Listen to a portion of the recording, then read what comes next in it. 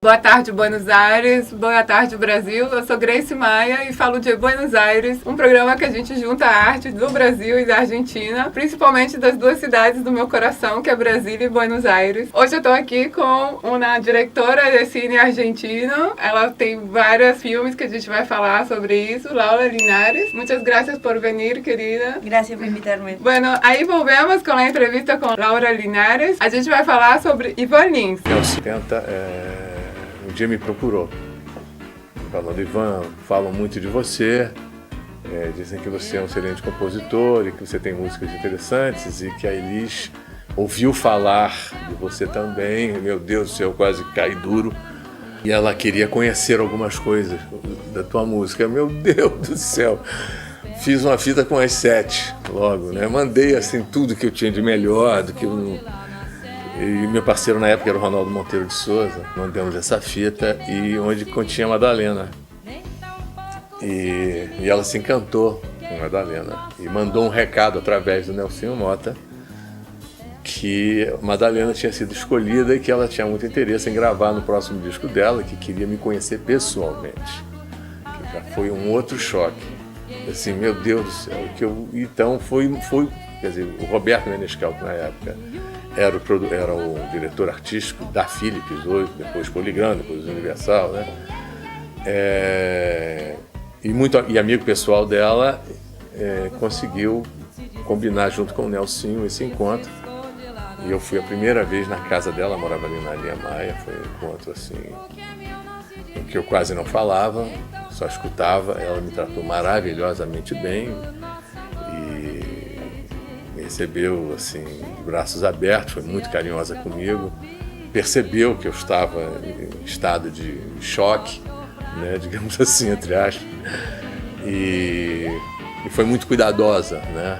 Porque às vezes essas pessoas, é bacana isso, porque a Elis tinha esse cuidado. Ela, quando percebia, né, que ela tinha esses cuidadinhos, né, quando se percebia que as pessoas gostavam dela e estavam em estado de choque. Ivan Lins é um cantor brasileiro que é muito famoso no exterior. Aqui em Buenos Aires ele já fez vários shows. Ele é bastante famoso nos Estados Unidos e na Europa. Nos últimos anos ele ganhou 5 Grammys, 4 Grammys no melhor álbum de música brasileira e de música latina. O Ivan Lins, ele é carioca, ele nasceu no Rio de Janeiro. Ele tem 50 anos de carreira, está agora com 72 anos. E ele começou bem tarde, ele é autodidata, ele começou com 18 anos. Ele já fazia faculdade, ele é formado em engenharia química. Estava fazendo faculdade, teve um grupo de artistas, o MAU, que eram os alunos da faculdade que tocavam em bares à noite no Rio de Janeiro. E ele ficou muito conhecido com a música Madalena, que a Elis Regina gravou. Logo em seguida, ele participa do concurso da canção brasileira, Festival da Canção, e ganha 2º lugar. E aí ele começa a ficar bem famoso mesmo. E é uma onda que começa a carreira dele, porque ele começa muito forte. Logo em seguida, ele começa a ter uma música numa novela brasileira de Malu Mulher, que a Simone canta, que é Começar de Novo. Então ele fica em 2º lugar com O Amor é Meu País, no Festival de Canção, e já entra com esse sucesso na novela. Acho que aí ele começa a ser famoso também no mundo inteiro, que com muitas composições. Tem muitos artistas que gravam música dele. Jared Moe, Quincy Jones, George Benson tem mais de 8 músicas gravadas com ele. Ella Fitzgerald, Sarah Vaughan, Barbra Streisand, essa é a fase que ele grava com Barbra Streisand, deixa ele também bastante famoso nos Estados Unidos. Aqui no Brasil ele gravou com muita gente, Zizi Posse, Emílio Santiago, Gal Costa, Gonzaguinha. E hoje ele continua cantando com gente muito famosa, Sting, Diana Krall. Tem muitos artistas que regravam canções dele, composições dele. Ele é um compositor, ele toca piano. Começou com piano com 18 anos, é incrível, assim. Pô, ele fala que ele sempre foi uma pessoa muito musical, tocou na banda da escola militar, mas que começa mesmo a ser músico com 18 anos e autodidata, assim, sem ler partitura, realmente tocando de ouvido. Ivan Lins, pra quem conhece a música dele, sabe que é uma música, assim, complexa, sofisticada. As letras são letras de muita emoção, falam de sentimentos muito humanos, então permite que ele seja um artista que é sofisticado e que tem um público enorme. Todos os shows do Ivan Lins estão lotados, ele faz turnês na Europa, assim, durante 6 meses com shows lotados. Chega nos Estados Unidos, toca no Blue Note lotado. Ele é um sucesso de turnês, e no Brasil ele faz uma coisa bem legal, que é fazer os shows de graça, assim. Eu já fui em 2 shows do Ivan Lins de graça. Esse tipo de música normalmente é muito caro o show. Tá na altura de todos os artistas de jazz. E ele faz shows de graça em shoppings, em praças. É genial. E eu já vi entrevista dele falando que realmente ele faz isso como uma forma de militância, assim, a favor da arte. Eu acho que ele, como um músico de música de MPB, por outro lado, tem essa sofisticação. Ele sabe bem o que é o mercado fonográfico. Tá competindo aí com esse mercado de músicas que a gente tem hoje, que são bem mais comerciais. Ele continua com muito sucesso. Em 2016 estava ganhando o Grammy de melhor álbum, não é nem uma música sozinha, é tipo o álbum inteiro. É uma pessoa que tem muito respeito pelo público, né? E eu acho que as pessoas percebem isso. É uma pessoa que tem uma personalidade muito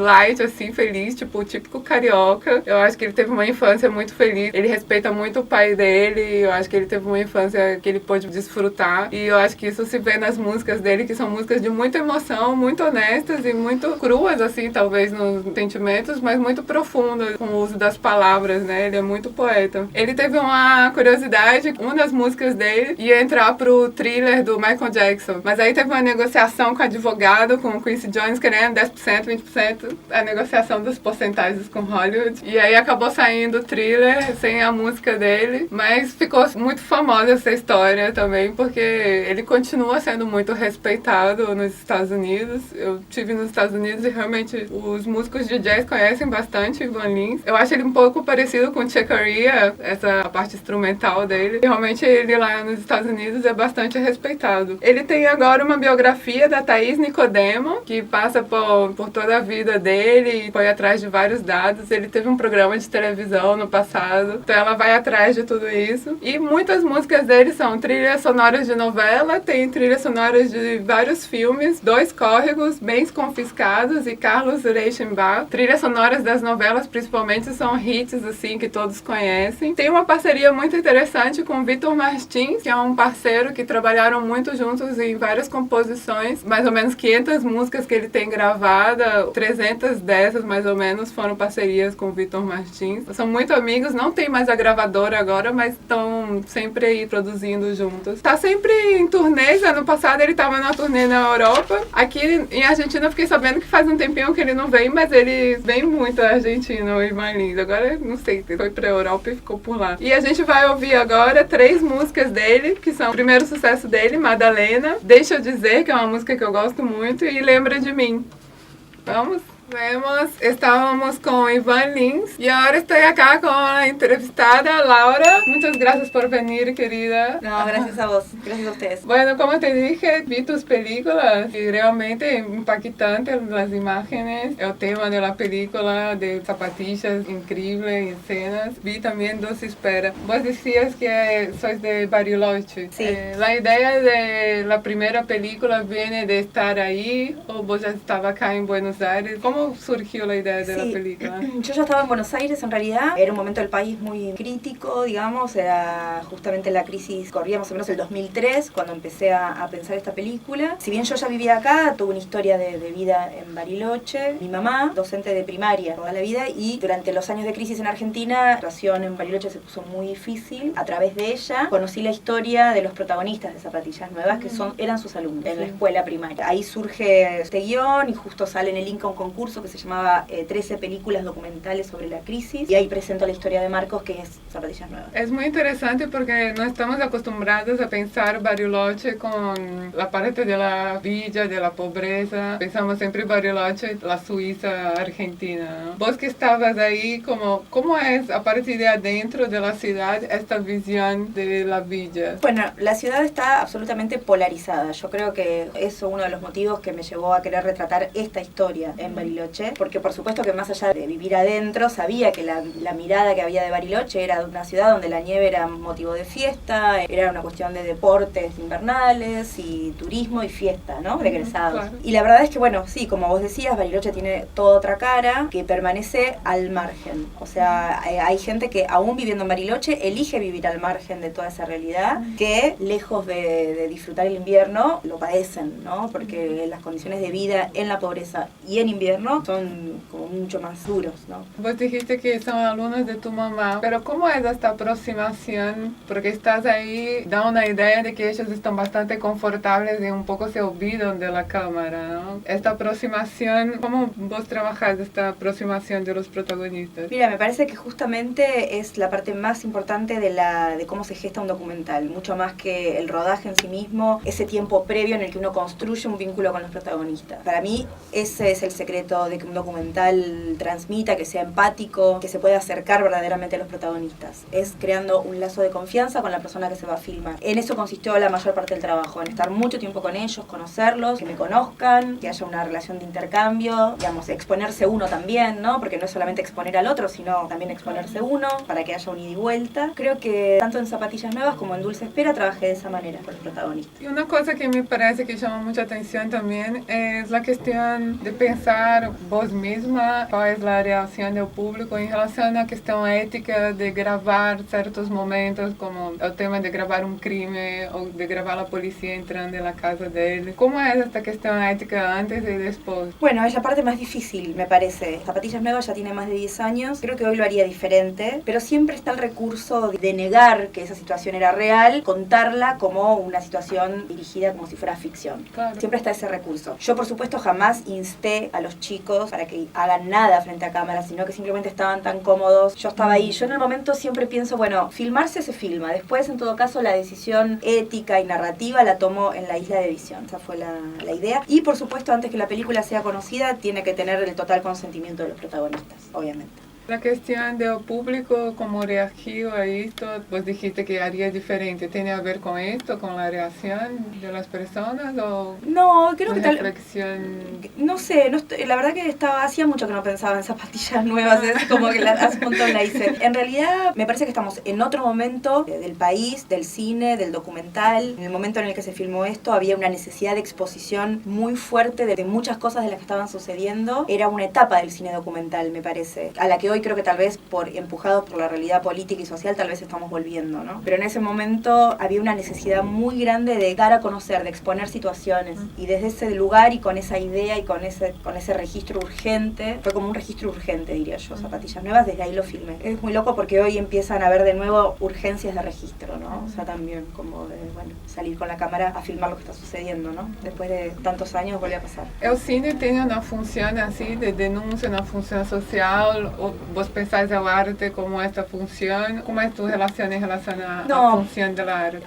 Para mí, no solamente el arte, la vida, las relaciones, el arte, todo lo que tiene que ver con la existencia humana es político. Es social, político, pero podemos englobar con político, digamos. No sé si usaría la palabra denuncia, pero sí, me parece que en cualquier artista, sea de la disciplina que sea, yo, tanto como espectadora, tanto como realizadora y espectadora, espero el compromiso político del artista, en la rama del arte que sea. Eso puede entenderse como denuncia, según el caso. Yo lo espero de mí misma también cada vez que hago algo, es posicionarme claramente en un lugar político.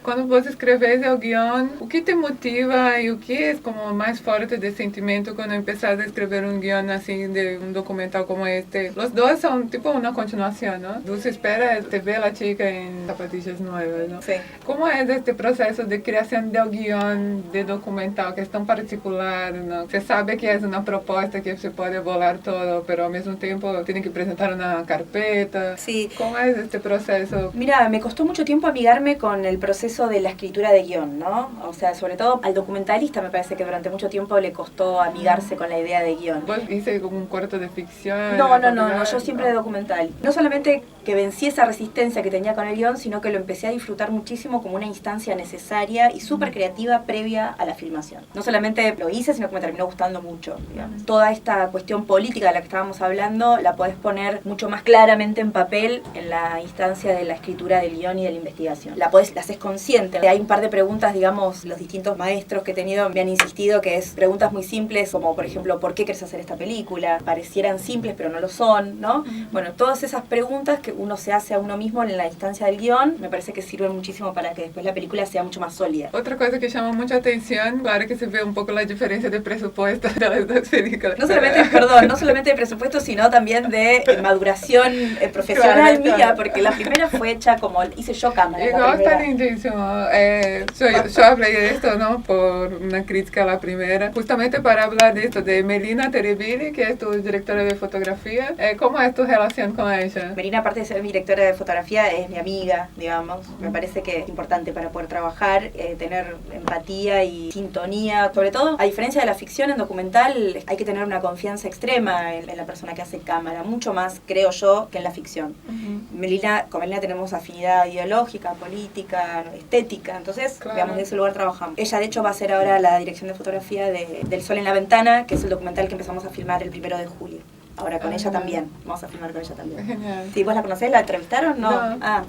Porque ella es no Yo solamente... busqué porque me interesó quién hizo fotografía de la película. Ricardo me pasó la información Bueno, ella de tus películas y empecé a ver las películas y en algún momento me llamó la atención la foto. Y bueno, ¿quién hizo? Y está lindo como es una dupla de chicas y directoras de fotografía. Son pocas, ¿no? Son pocas y de documental son pocas. Buenas, digamos. O sea, lo que tiene Melina aparte no solamente es directora de fotografía, sino que también ella es realizadora, es documentalista. De hecho, está por estrenar también ahora una película. Es una pata muy importante ahora para empezar a filmar. Bueno, estabas hablando de tu nuevo proyecto, Sol en la Ventana. Sí. ¿Puedes hablar un poquito sobre él? Sí, Sol en la Ventana, bueno, es una película que transcurre en Montevideo, Uruguay, sobre la vejez, el último momento de vida de un grupo de personas, de hombres y mujeres que fueron presos políticos durante más de 12 años, durante la última dictadura en Uruguay. Eran militantes tupamaros, estuvieron presos 12 años, luego fueron liberados y hoy muchos de ellos conviven en un mismo hogar, en un geriátrico, en un lugar para ancianos. Entonces, bueno, la película lo que hace es narra como el final de la vida de todos ellos, de alguna forma nuevamente en el encierro. ¿Y de dónde sacaste esta información? En ese momento yo trabajaba con un director de fotografía que es de familia uruguaya. Nos llegó el rumor de que había un hogar, un geriátrico para expresos políticos.